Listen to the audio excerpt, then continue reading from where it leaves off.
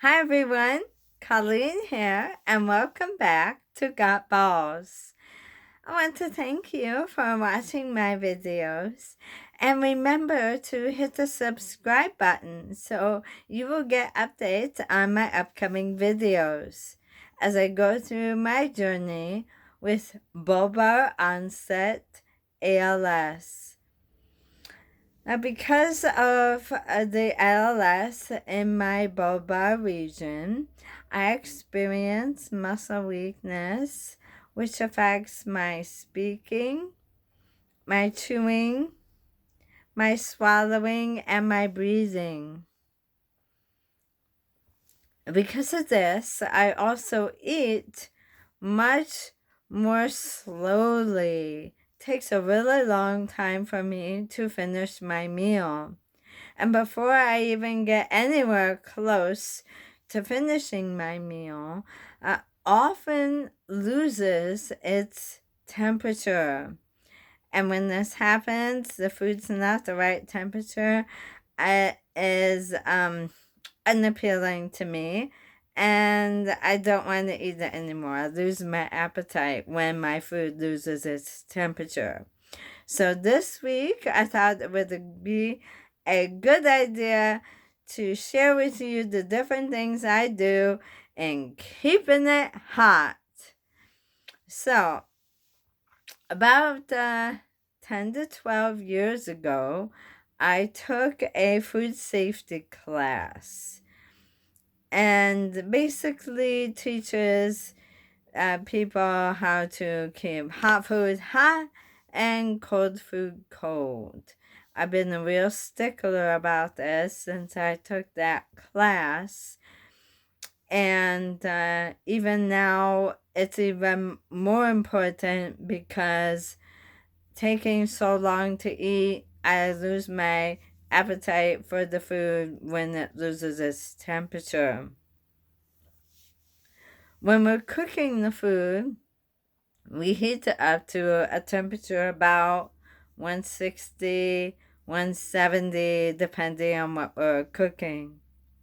Now, I learned that proper holding temperature for the food in a restaurant, cafeteria, or buffet, proper holding temperature is 140 degrees. Now, I'm not trying to burn any mouths here, but if I'm putting some food up to my lip and that food is the same temperature as my lip, which is 98 degrees, well, that's a lot colder than the proper temperature of 140. And I lose my appetite right away. I won't eat it. It's not appealing to me personally. This also applies to cold food.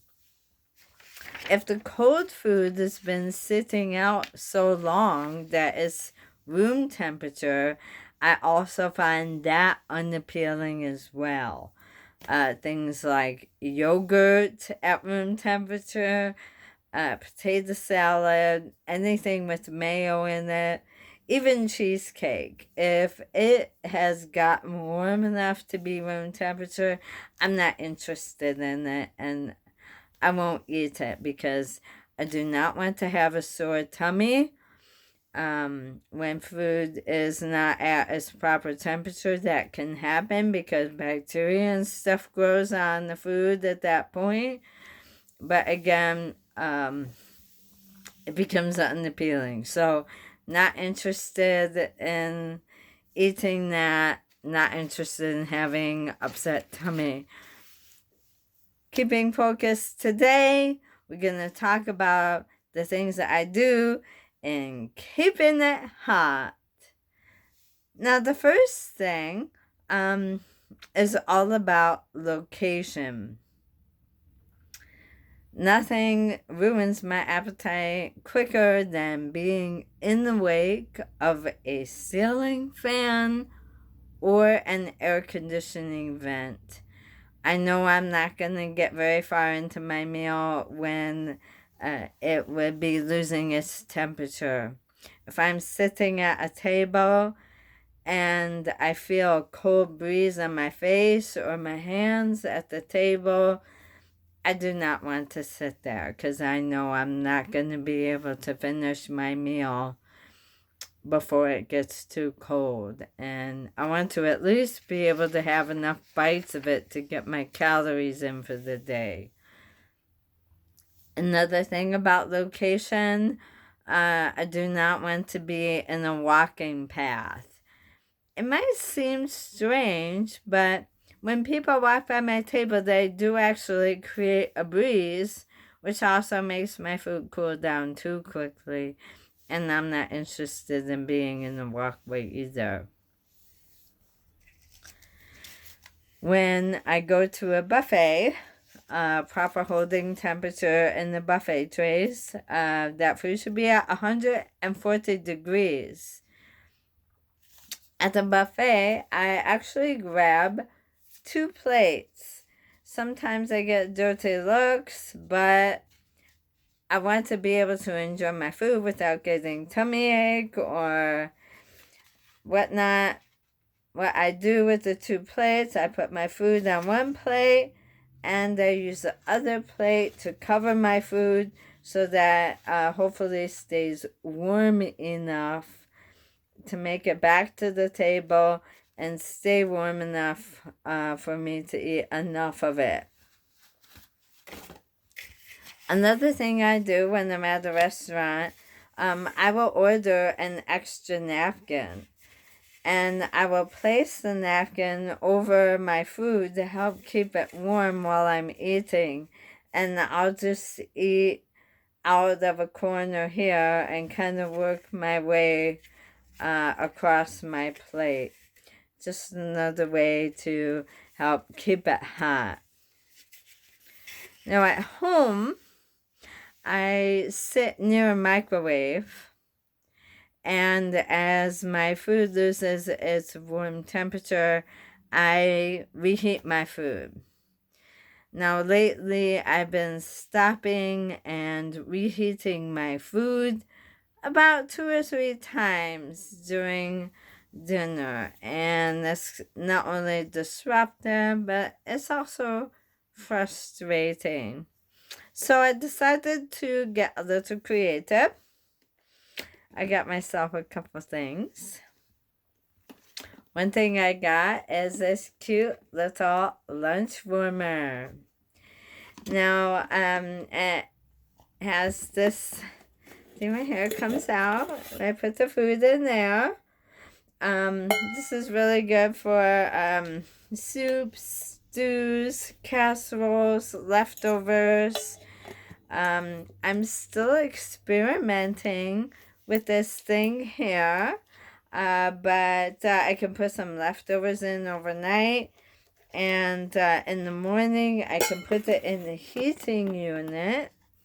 It takes a few hours for the food to get warm, but in the mornings I'm kind of planning out my meals for the day, making sure that I have enough protein and fiber and vegetables and starches, making sure my balanced diet here. So because I'm planning out my meals earlier in the day, it's okay for me to have this sit for a few hours until I'm ready to eat it. So far, it seems to be keeping a warm temperature.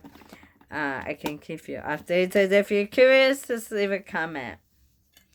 The other thing that I got for myself, this fancy plate here. It may look ordinary at first, but it has this portion underneath which has some materials in there that keep my plate warm. I put it in the microwave for about a minute.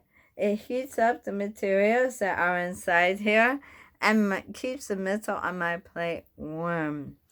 The first time I used this, so happy. It's the first time in months I did not have to stick my food in the microwave at dinner time. So, very excited with this plate. So, I hope you enjoyed this week's video on keeping it hot. Please stay tuned for my upcoming videos. If you find this information helpful, if you find that other people might benefit from this, please pass the word. Have them subscribe as well. And as always, thank you for being a part of my journey.